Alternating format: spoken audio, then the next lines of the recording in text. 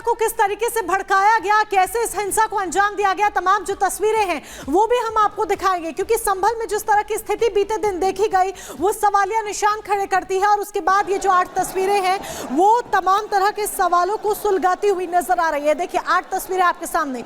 सर्वे के विरोध में भीड़ एकत्रित होती है, नारेबाजी होती है, पुलिस पर पथराव होता है, आगजनी तोड़फोड़ की जाती है। हर तरफ देखिए चप्पल और पत्थर बिखरे नजर आएंगे। सड़कों की उसके बाद सफाई और आंसू गैस के गोले किस तरीके से प्रशासनिक अमला जवाबी कार्रवाई के रूप में प्रशासनिक अमले की तरफ से दागे जाते हैं।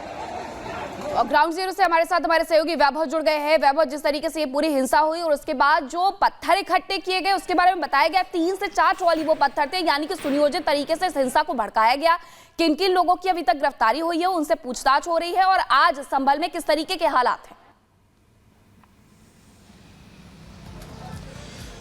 देखिए मीनाक्षी, बात अगर इस शाही मस्जिद के सर्वे की करें और इस वक्त के हालात की करें, क्योंकि जब 19 तारीख को पहली बार सर्वे किया गया था उस दिन भी स्थितियां कहीं ना कहीं से चिंताजनक बन गई थी, लेकिन उस दिन किसी भी तरह की हिंसा और आगजनी तक की नौबत नहीं आई थी। लेकिन जब दूसरी बार सर्वे किया गया, यानी कि कल जब सर्वे की टीम पहुंची, उसके बाद से ही लोगों का जुटना उस मस्जिद के आसपास शुरू हो गया था और तकरीबन 2 से 3 घंटे तक लगातार वहां पर आगजनी, हिंसा और उपद्रव जमकर हुआ। जिसके बीच जब वहां पर इस पूरे मामले में स्थितियों को नियंत्रण करने के बाद जब वहां पर नगरपालिका की टीम सफाई करने पहुंची तो 4 ट्रॉली से ज्यादा वहां पर ईंट और पत्थर जो है वो कलेक्ट किए गए। यानी कि ये समझा जा सकता है कि वहां पर सुनियोजित तरीके से पहले से ही प्लानिंग थी कि जब शाही ईदगाह मस्जिद के सर्वे को लेकर वहां पर कोर्ट कमिश्नर के साथ टीम वहां पर पहुंची कि इस दरमियान कैसे उनको घेरा जाए। और जिस तरह का टारगेट यहां पर खुद एसपी के द्वारा यह बताया गया है कि टारगेट वो सर्वे करने पहुंची टीम ही थी और उस टीम को ही टारगेट बनाए जाने की पूरी कोशिश थी, क्योंकि जब सर्वे के बाद टीम वहां से निकल गई उसके कुछ ही घंटे बाद ये हिंसा, आगजनी, उपद्रव जो है वो पूरी तरह से शांत हो गया। और कैसे पुलिस और उपद्रवी कल आमने सामने थे वो तस्वीर भी कई घंटों की हमने अपने दर्शकों को भी दिखाई थी और क्या कुछ उस वक्त स्थितियां बन गई थी। अब यहां पर लगातार एक्शन जारी है, क्योंकि जिले में इंटरनेट सेवा फिलहाल अगले आदेश तक के लिए बंद है। साथ ही स्कूल जो है, स्कूल कॉलेज बंद कर दिए गए हैं। जिले के अंदर किसी भी बाहरी शख्स के प्रवेश पर पूरी तरह से 1 दिसंबर तक का प्रतिबंध लगाया गया है। और कल देर रात तक जो पुलिस ने कई टीमें गठित की थी, उन टीमों ने यहां पर लगातार गिरफ्तारियां जो है वो भी की हैं। मीनाक्षी, गिरफ्तारियों का आंकड़ा कितना है उसको लेकर बहुत स्पष्ट फिलहाल कह पाना अभी जल्दबाजी होगी, लेकिन पुलिस के एक्शन से यह समझा जा सकता है बहुत जल्द वो सभी उपद्रवी पुलिस की गिरफ्त में होंगे जिन्होंने न सिर्फ संभल को जलाया, बिल्कुल, जिन्होंने संभल को जलाया वो बहुत जल्द पुलिस की गिरफ्त में होंगे, क्योंकि एक्शन ताबड़तोड़ तरीके से लिया जा रहा है। लेकिन इसके पीछे साजिश आखिर थी किसकी? क्या पुलिस किसी शख्स तक पहुंची है या पुलिस के हाथ कोई सुराग लगा है? क्योंकि जिस तरह की जो तस्वीरें आई वो कहीं ना कहीं प्री प्लान इस पूरे दंगे को, इस पूरी हिंसा को दर्शाती हुई नजर आई थी।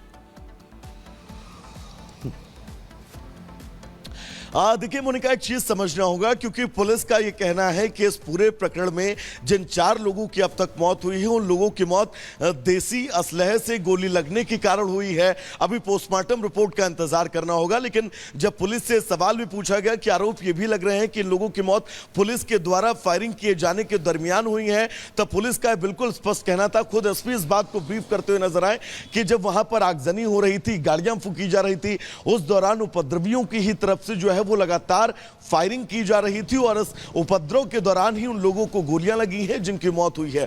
अब ये तय है मीनाक्षी की कौन वहां पर देसी असलाहा लेकर आया, कैसे वहां पर असलाहा पहुंचा, कितनी तादाद में असलाहा था, कितने लोग बाहरी मोहल्ले से आए थे, कितने लोग संभल के भी बाहर से आए थे, क्योंकि सबको पता था यहां पर शाही मस्जिद का सर्वे जो है वो किया जाना है। दिन पता था, तारीख पता थी, समय पता था, यानी कि किस जगह पर सर्वे किया जाना है, ये सब कुछ तय था। तो क्या ये पूरी हिंसा प्री प्लान थी? क्योंकि तैयारियां और तैयारियों का पैटर्न मीनाक्षी इसी दिशा में सीधा इशारा कर रहा है कि इस पूरी हिंसा को सुनियोजित तरीके से ही कहीं ना कहीं से अंजाम दिया गया।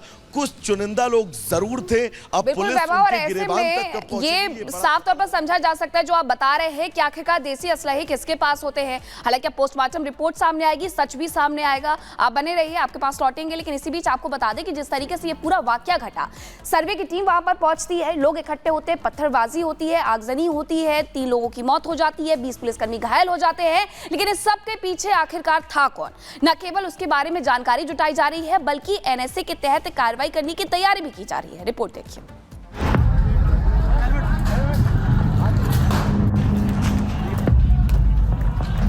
संभल की सड़कों पर पत्थरों का सैलाब।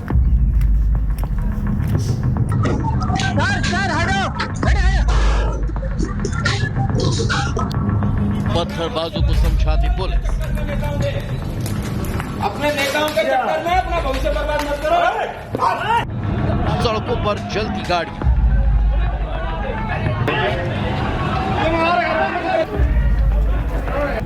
घायल पुलिस जवान।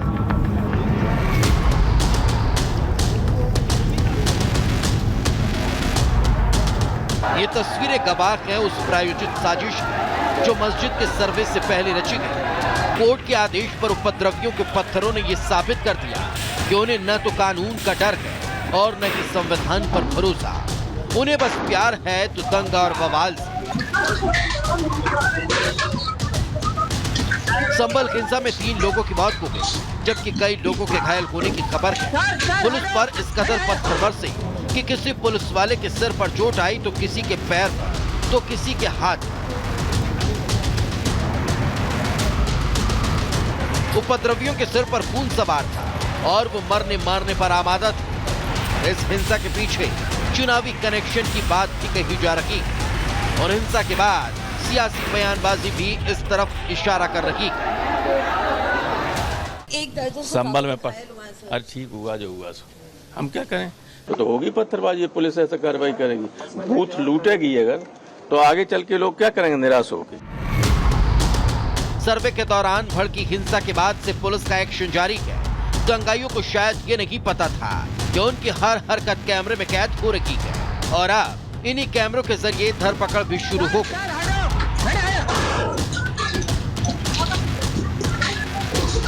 अब तक 150 से ज्यादा को हिरासत में लिया जा चुका है। पूरा इलाका छावनी में तब्दील कर दिया गया। हिंसा को लेकर मजिस्ट्रेट जांच के आदेश दिए गए। इस मामले में पड़ताल भी की जा रही है। अभी डीएम साहब मजिस्ट्रियल इंक्वायरी भी उसमें करने जा रहे हैं, उसका भी आदेश कर रहे हैं। तो मजिस्ट्रियल इंक्वायरी भी होगी। इसमें किसी भी तरीके की, चाहे जिसने भी उकसावा किया हो, चाहे जो भी आया हो, इनमें से किसी को भी नहीं छोड़ा जाएगा। बहुत स्पष्ट है कि जामा मस्जिद के सामने इकट्ठे होने की कोई आवश्यकता नहीं थी। हिंसा को लेकर पुलिस ने एहतियातन कई कदम उठाए।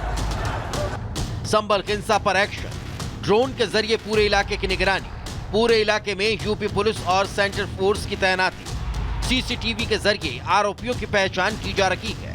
संभल में 24 घंटे के लिए इंटरनेट बंद किया, 1 दिन के लिए सभी स्कूल को बंद किया।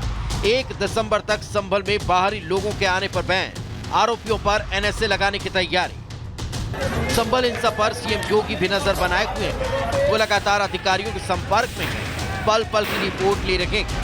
सीएम योगी का संदेश साफ है, छेड़ने वालों को छोड़ा नहीं जाएगा। Bureau report, Republic Bharat. बहरहाल संभल पर पूरी तरीके से फोकस किया जा रहा है कि किसी भी तरह से अराजकता ना फैलाने पाए। वैभव हमारे साथ लगातार बने हुए हैं। वैभव, प्रशासन फोकस तो कर रहा है, भारी संख्या में पुलिस फोर्स भी तैनात है, लेकिन सोशल मीडिया के जरिए भी कई तरह के सवाल किए जा रहे हैं। विशेष तौर पर राजनेता सियासी रोटियां सेकने से बाज नहीं आ रहे हैं।